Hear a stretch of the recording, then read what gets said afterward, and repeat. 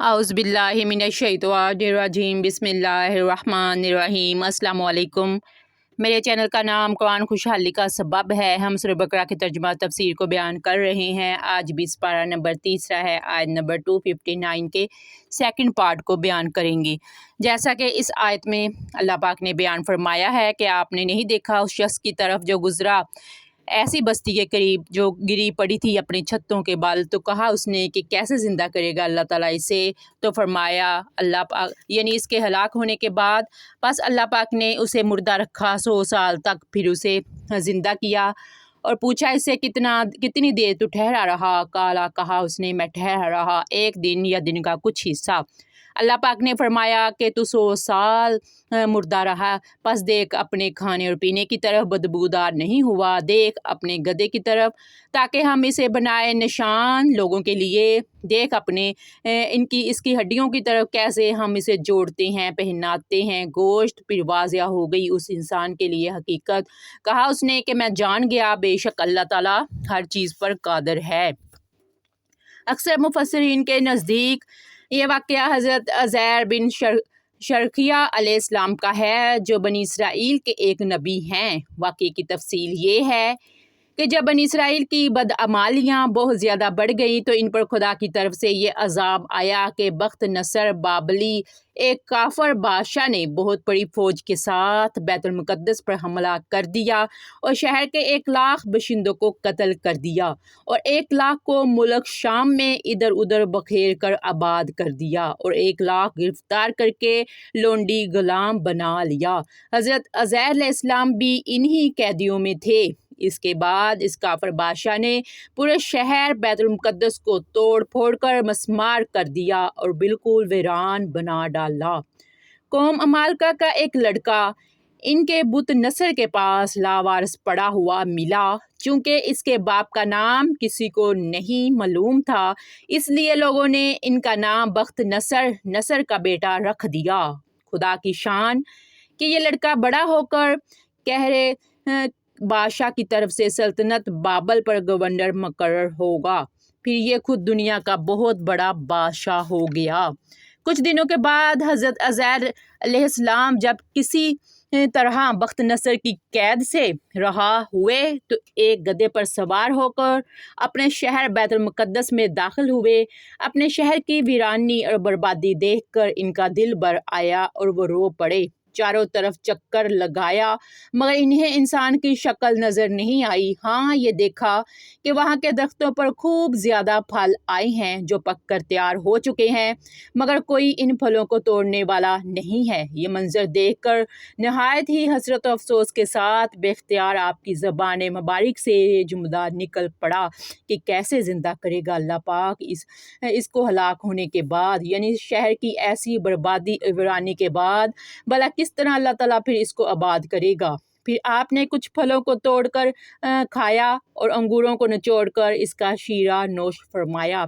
फिर बचे हुए फलों को अपने झोले में डाल लिया और बचे हुए अंगूर के शीरे को भी अपनी मश्क में भर लिया और अपने गधे को एक मजबूत रस्सी में बांध दिया। फिर आप एक दरख्त के नीचे लेट कर सो गए और इसी नींद की हालत में आपकी वफ़ात हो गई। अल्लाह ताला ने दरिंदों परिंदों चरिंदों और जिन्नों इंसान सब की आंखों से आपको ओझल कर दिया कि कोई आपको ना देख सका।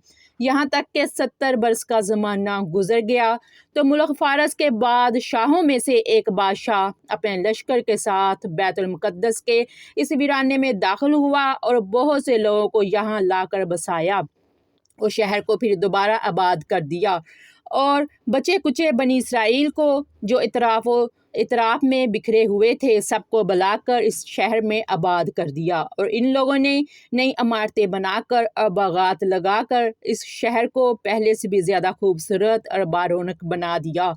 जब हज़रत अज़ैर अलैहिस्सलाम को पूरे 100 बरस वफ़ात की हालत में हो गए तो अल्लाह ताला ने आपको ज़िंदा फरमाया।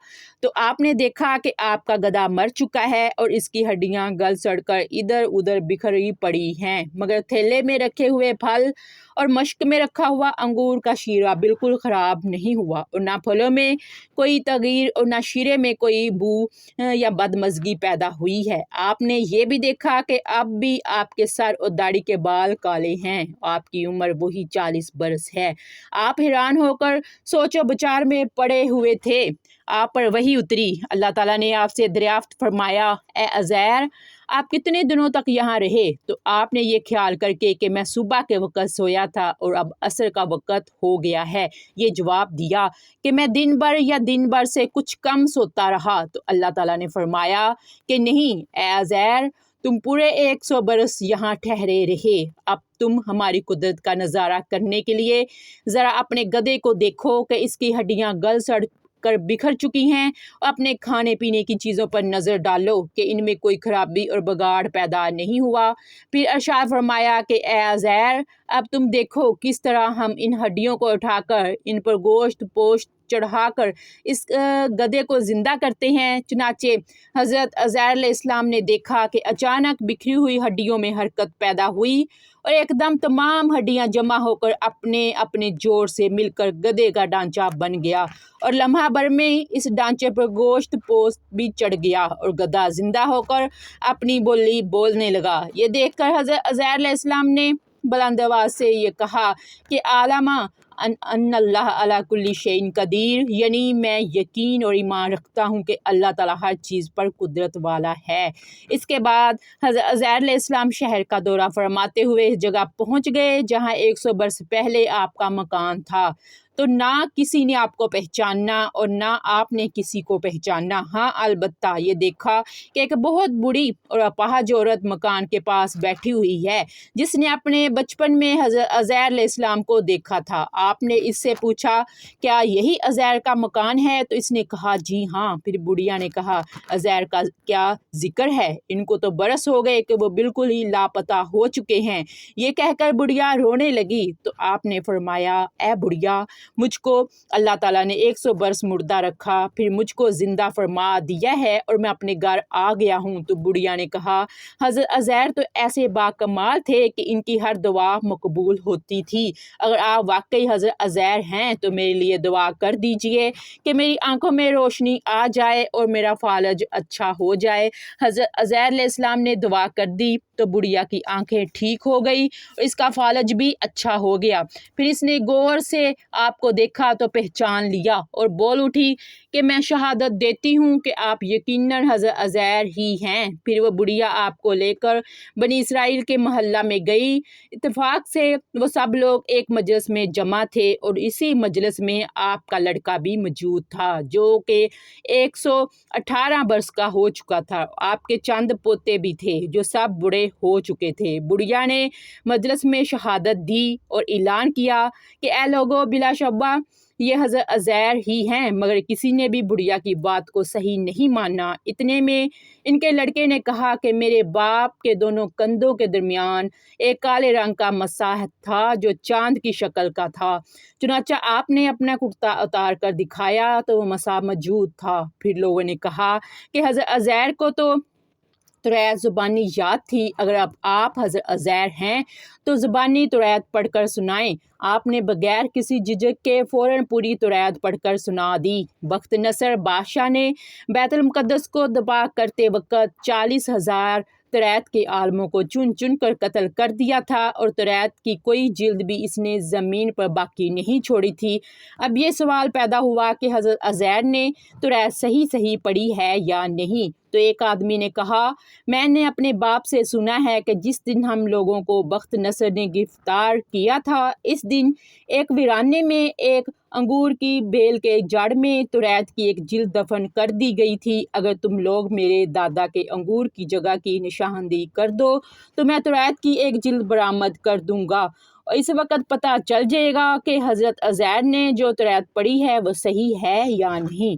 چنانچہ لوگوں نے تلاش کر کے اور زمین کھود کر توریت کی جلد نکال لی تو وہ حرف بہ حرف حضرت عزیر کی زبانی یاد کی ہوئی توریت کے مطابق تھی۔